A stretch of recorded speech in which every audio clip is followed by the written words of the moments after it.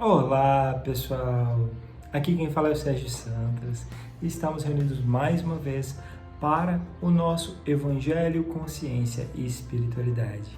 O objetivo desse nosso quadro, do nosso encontro, é refletirmos sobre os ensinamentos do Mestre Jesus e sobre como nós conseguimos ou podemos tentar conectar os estudos, pesquisas, ciências, livros que temos hoje em dia com esses ensinamentos sagrados que servem para a humanidade em todos os tempos, tá bom? Então, para nós darmos início, vamos fazer nossa prece de abertura.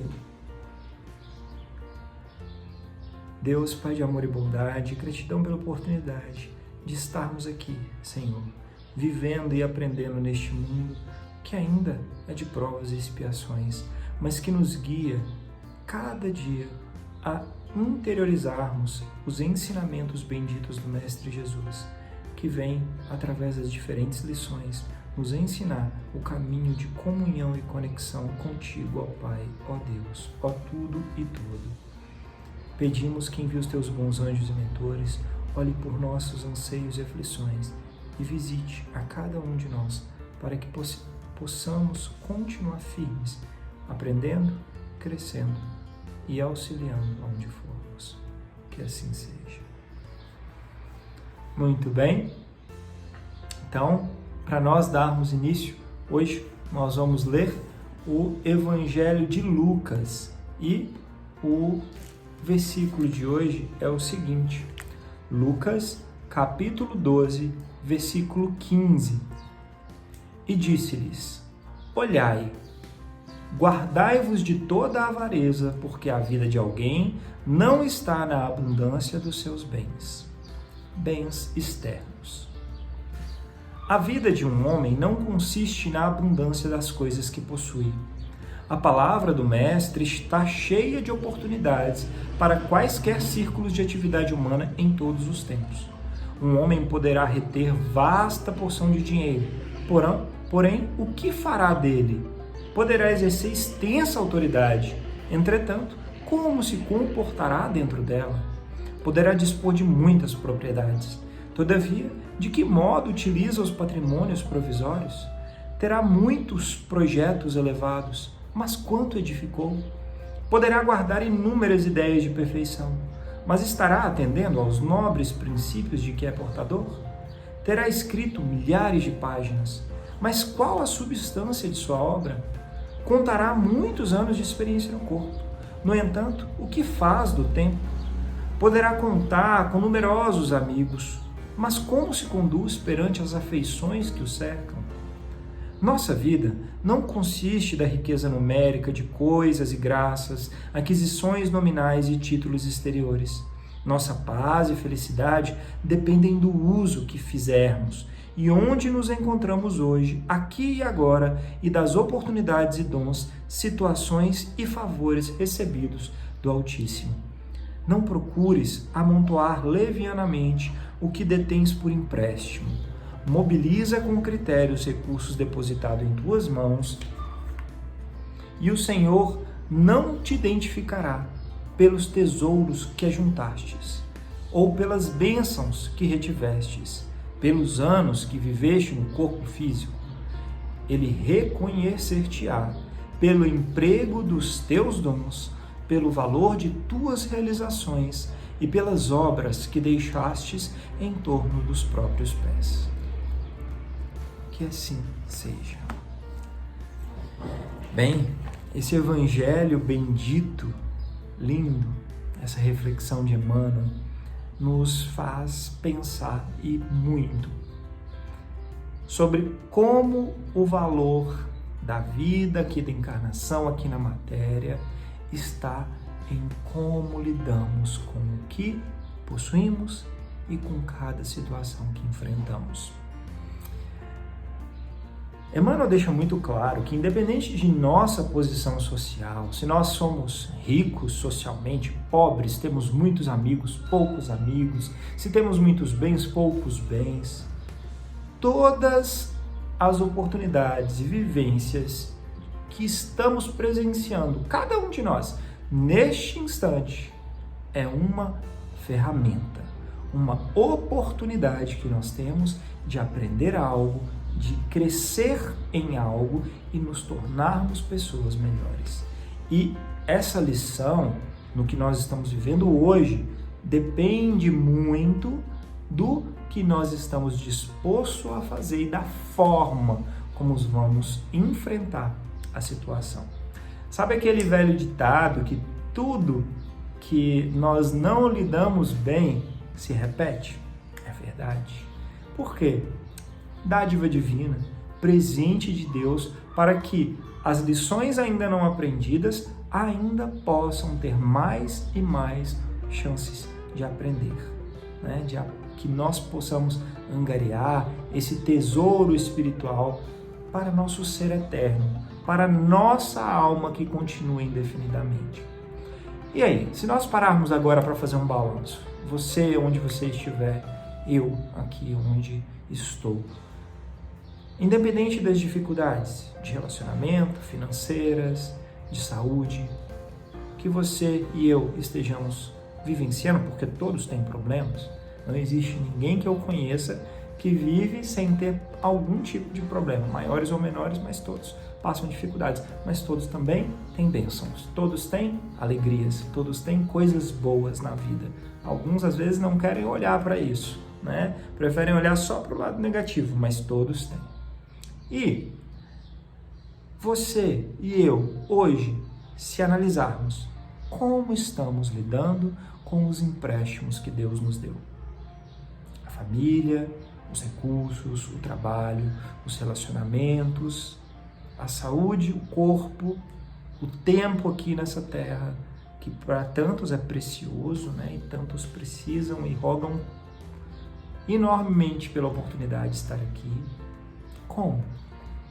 Quando nós fazemos essa pergunta com sinceridade para ouvirmos a resposta do nosso coração, do nosso ser eterno, de forma sincera, nós damos um passo para nos abrirmos àquilo que temos que melhorar. E aí, onde está o vosso tesouro? Nós somos avarentos, prendemos o que temos de matéria que não é nosso e que é só um empréstimo. Nos apegamos a isso, a forma, e esquecemos o real propósito de cada vivência que temos no dia a dia? Como estamos? É um treino. Se não está tudo bem, ok, reconhecer é um passo. Vamos fazer melhor hoje do que ontem, amanhã do que hoje, esforçando. O que conta de verdade é o esforço de cada um para buscar essa melhora. E dando continuidade neste lindo pensamento e reflexão, nós vamos ler o livro bendito Jesus no Lar, psicografado por Chico Xavier e editado por Néio Lúcio. Hoje, o tópico 21, o rico vigilante. Tiago, o mais velho, em explanação preciosa, falou sobre as ânsias de riqueza tão comuns em todos os mortais. E fim do interesse no debate doméstico, Jesus comentou sorridente. Um homem temente a Deus e consagrado à retidão leu muitos conselhos alusivos à prudência e deliberou trabalhar com afinco de modo a reter um tesouro com que pudesse beneficiar a sua família. Depois de sentidas orações, meteu-se em várias empresas, aflito por alcançar os seus fins. E por 20 anos consecutivos ajuntou moeda sobre moeda, formando um patrimônio de alguns milhões. Quando parou de agir a fim de apreciar a sua obra, reconheceu com desapontamento que todos os quadros da própria vida se haviam alterado, sem que ele mesmo percebesse. O lar, que dantes era simples e alegre, adquirira uma feição sombria. A esposa fizera-se escrava de 1000 obrigações destinadas a matar o tempo. Os filhos cochichavam entre si, consultando sobre a herança que a morte do pai lhes reservaria. A amizade fiel desertara. Os vizinhos, acreditando-o completamente feliz, cercaram-no de inveja e ironia. As autoridades da localidade em que vivia obrigaram-me a dobradas atitudes de artifício, em desacordo com a sinceridade do seu coração. Os negociantes visitavam-no a cada instante, propondo-lhe transações criminosas ou descabidas. Servidores bajulavam-no com declarado fingimento, quando ao lado de seus ouvidos, para lhe amaldiçoarem o nome por trás de portas semicerradas. Em razão de tantos distúrbios, era compelido a transformar a residência numa fortaleza, vigiando-se contra tudo e contra todos. Sobrava-lhe tempo agora para registrar as moléstias do corpo e raramente passava algum dia sem as irritações do estômago ou sem as dores de cabeça. Em poucas semanas de meticulosa observação, concluiu que a fortuna trancafiada no cofre era motivo de desilusões e de arrependimentos sem termos. Em certa noite, porque não mais tolerasse as preocupações obcecantes do novo estado, orou em lágrimas, suplicando a inspiração do Senhor. Depois de comovente rogativa, eis que um anjo lhe aparece na tela evanescente do sonho e lhe diz compadecido: toda fortuna que corre à maneira de águas cristalinas da fonte é uma bênção viva, mas toda riqueza em repouso inútil é poço venenoso de águas estagnadas. Por que existes um rio quando simplesmente um copo de água poderia te saciar a sede? Como te animaste a guardar ao redor de ti celeiros tão recheados, quando alguns grãos de trigo te bastavam à refeição? Que motivos te induziram a amontoar centenas de peles em torno do lar, quando alguns fragmentos de lã te aqueceriam o corpo em trânsito para o sepulcro? Volta e converte a tua arca de moedas em cofre milagroso de salvação. Estende os júbilos do trabalho, cria escolas para a sementeira de luz espiritual e improvisa a alegria a muitos. Somente vale o dinheiro da terra pelo bem que ele possa fazer. Sob indizível espanto, o caçador de ouro despertou transformado e do dia seguinte em diante passou a libertar as suas enormes reservas para que todos os seus vizinhos tivessem junto dele as bênçãos do serviço e do bom ânimo. Desde o primeiro sinal de semelhante renovação, a esposa fixou-o com estranheza e revolta. Os filhos odiaram-no e os seus próprios beneficiados o julgaram louco. Todavia, robustecido e feliz, o milionário vigilante voltou a possuir no domicílio um santuário aberto e os gênios da alegria oculta passaram a viver em seu coração. Silenciando o mestre, Tiago, que comandava a palestra da noite, exclamou entusiasta: Senhor, que ensinamento valioso e sublime! Jesus sorriu e respondeu: sim, mas apenas para aqueles que tiverem ouvidos de ouvir e olhos de ver. Louvado seja o nosso Senhor Jesus, que assim seja. Ai, ai. E aí? Nós temos olhos de ver e ouvidos de ouvir?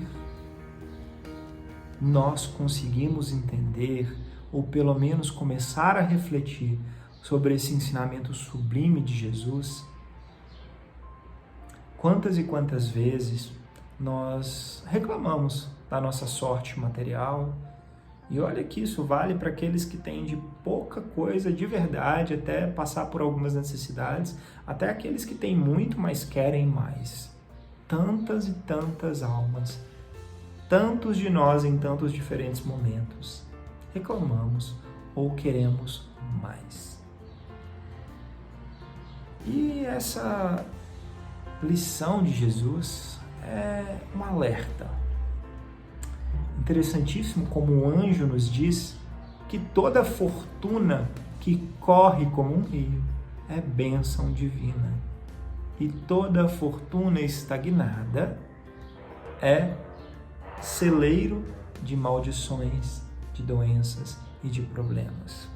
Olha que interessante. O problema não é nós ganharmos recursos materiais e vivermos aqui na matéria. Nunca foi um problema nós termos uma boa qualidade de vida, lutarmos para crescermos e melhorar. O problema é quando nós juntamos sem partilhar, sem deixar que o rio da materialidade flua, auxiliando aos que nos cercam, aos nossos irmãos de humanidade. E aí essa reflexão se aplica a nós em diferentes aspectos.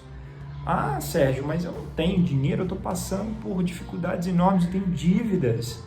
Sim, mas às vezes você tem a condição, em algum momento, de dar um auxílio que seja com relação a uma blusa a mais que você tem e está num momento de frio e uma pessoa, porventura, não tenha. Às vezes tem alguém que está na rua, independente da razão pela qual esteja, porque é muito comum nós julgarmos para depois pensarmos em ajudar. Será que isso é correto de acordo com o Evangelho de Jesus? Julgar ao próximo? E aí às vezes a gente olha para alguém na rua e fala: ah não, essa pessoa está pedindo comida ou está passando necessidade porque ela não consegue trabalhar por causa de drogas, de vícios e problemas. Mas e por isso ele deixou de ser filho de Deus? Pelos problemas e defeitos que ele tem, e nós também possuímos defeitos e problemas, nós nos tornamos menos irmãos? Em Deus, de forma alguma. Então, se você tem um prato de comida, por que não partilhar? Se você tem condições de pouco, pouco é muito em Deus. O óbolo da viúva, lembram da passagem de Jesus falando que aquela viúva que deu um cento, era tudo que ela tinha. Vale muito mais do que aquele que deu uma fortuna, sendo apenas o que lhe sobrava, né? Que nós saibamos aplicar isso em tudo na vida, não somente em relação a dinheiro, mas com relação a ouvido, a atenção, a carinho, a amor, a resiliência, a convivência com o próximo. Dar o nosso melhor, ser luz aonde formos. E dentro deste contexto, dentro dessa reflexão linda sobre as posses, os bens e partilhar, nós temos hoje um artigo científico, ou um estudo científico, que foi publicado como capítulo de livro, cujo título é o seguinte: Sharing Brings Happiness. Effects of Sharing in Social Media and Among Adult Users. O que quer dizer na prática: dividir traz felicidade? Efeitos da repartição, da divisão em mídias sociais entre usuários adultos. Esse artigo, esse trabalho foi publicado em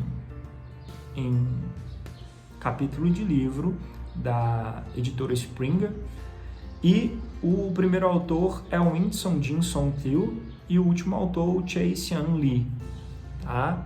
De Singapura. E basicamente o que esses autores fizeram neste estudo foi o seguinte: eles fizeram uma entrevista para avaliar solidão e felicidade, tá? Entre alegria, né? Entre usuários de redes sociais, de mídias, de compartilhamentos, de doação, que buscam auxiliar, fazer correntes, vaquinhas e etc. em diferentes meios, né? Mídias sociais, digamos assim. E o que eles fizeram foi comparar adultos jovens com adultos mais velhos, e tiveram um resultado bem interessante, que aqueles adultos mais jovens que partilhavam, de uma forma geral, eram pessoas que eram mais felizes. Quem partilha mais tem maior bem-estar, mais alegria, mais disposição e se sentem bem, menos sozinhos, se sentem integrados em comunidade. Agora, os adultos mais velhos, eles só iam para a comunidade doar porque eles estavam se sentindo só. Então, aqueles que tinham carência afetiva, mais velhos, é que iam para as redes sociais fazer alguma doação para tentar reverter esse quadro, né? Mas ainda na entrevista não conseguiram sair completamente desse estado. No final das contas, nós temos uma série de artigos e trabalhos científicos mostrando a importância de dividir para o bem-estar, modulação do cérebro, produção de serotonina, de bem-estar físico para o nosso corpo, de bons sonos e de paz para o coração, para a alma, tá bom? É isso que eu gostaria de conversar hoje com vocês. Vamos fazer a nossa prece para encerramento? Deus, Pai de amor e bondade, gratidão pela oportunidade de estarmos juntos mais essa vez aprendendo contigo. Que os bons anjos e mentores de luz recebam as graças de mais alto por nos acompanharem em cada passo dessa nossa jornada. Que saibamos nos abrir a esta luz que vem de mais alto e que sejamos mais amor aonde formos. Gratidão, Senhor, que assim seja. Gratidão a vocês pela oportunidade de estarmos juntos mais uma vez. Namastê e até a próxima.